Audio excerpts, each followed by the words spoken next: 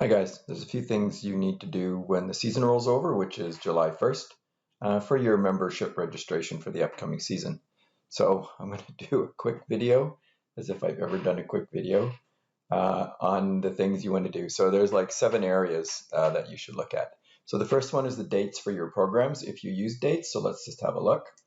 So it's under Tools, Club Admin, Club Setup, and then there's a Program Quick Ref, which is a nice, easy way to look at your date. So if you go there, then you can scroll through your programs. We're using visas here, and they have a lot of programs. So you can look at your dates, and if you don't have any dates in here, that's fine, then you don't have to do anything. But if you do have, like when your students can register and when instructors can register, if you use that, when they can no longer register, etc., you'll get it when you look at these. Just go in and make the changes as necessary. Okay, so that's the first one. The second one you need to do is the season dates overall for the club. So let's go to, let me line this back up again. That's kind of a big page. So we go to Tools, Club Admin, Club Setup, Club Configuration, and there's a few things that we're going to set up in here. So under Club Configuration, the first one is the season dates. So we open the season dates section and take a look at the generic day that you want to start accepting registration. And if you have set your program dates, it'll override this, but this would be your generic one. If you don't have program dates, that's going to be it. And if you don't have a date, then leave it blank, and then they can start registering July 1st, whatever you like. And then your first lesson date and your last lesson date. And this controls for individual lesson requests. If you have drop-ins, what's the first date they can pick from and the last date. And you can fine-tune this as the season narrows in. And blackout dates will have been reset for you from last year. So you need to go in, and if your club is closed during a part of the season, then you need to go in and do that. Okay, let's take a look at your contact names while we're here. That would be under Mail, Settings, and Contacts. And then if there's been changes here, go ahead and make those changes. Same thing with if you have your contact page and your snow sport. If you have particular snow sport coordinators, you may not.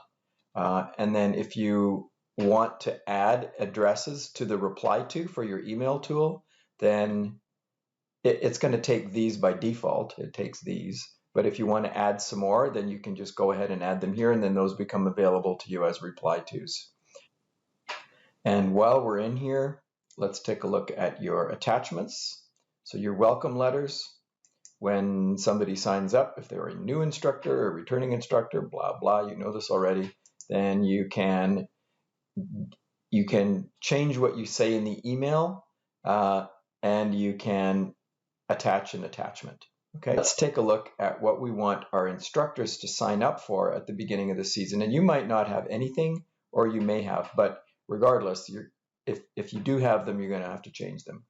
So we go under Instructors, Volunteers, and then we scroll down to Ask Members to Register for Events during registration. Open that up, and if you don't have anything, and you don't want anything, you don't have to do anything here. But if you do, you can sort of describe to your membership what you want them to do, right? So why this section is in there, part of the registration, and then you can add your events.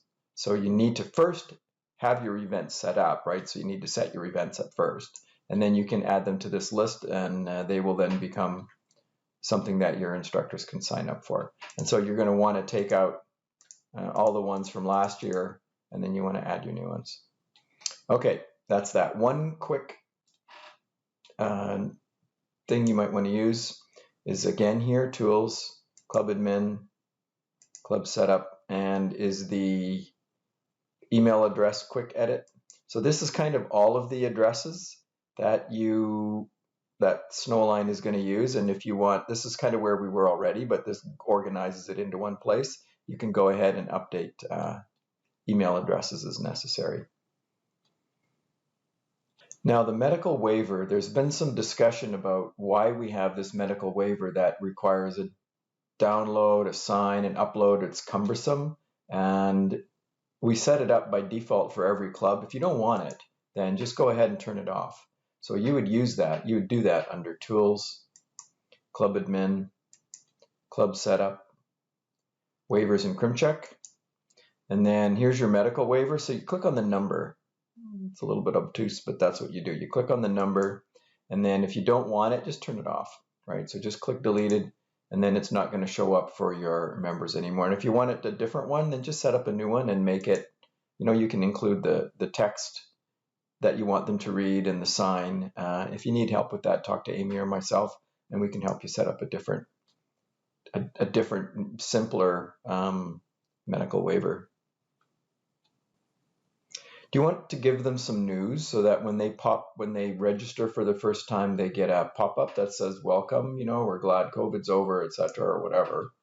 Then you would do that under news. So go to Tools, Club Admin, Club Setup, News Setup, and then you would add a new item.